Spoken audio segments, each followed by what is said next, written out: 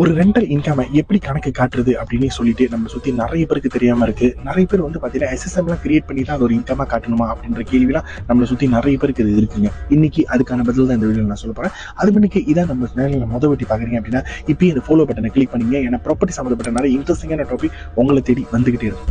சரி, ஒரு வீடை நீங்கள் ஒரு ஓனராக நீங்கள் ரெண்டல் விட போகிறீங்க அப்படின்னா நீங்கள் பண்ண வேண்டியது என்னென்னா டெண்டன்சி அக்ரிமெண்ட் வந்து நீங்கள் ப்ரிப்பேர் பண்ணி வச்சுக்கணும். ஸோ ப்ரிப்பேர் பண்ணிவிட்டு அதில் பேங்க் அக்கௌண்ட் டீட்டெயிலாம் போட்டு தென் சைன் 2 பேருமே வச்சிட்டிங்க அப்படின்னா அதை ஸ்டாம்பிங் பண்ணி இது ஒரு வேலிடான டாக்குமெண்டாக வச்சுக்கோங்க.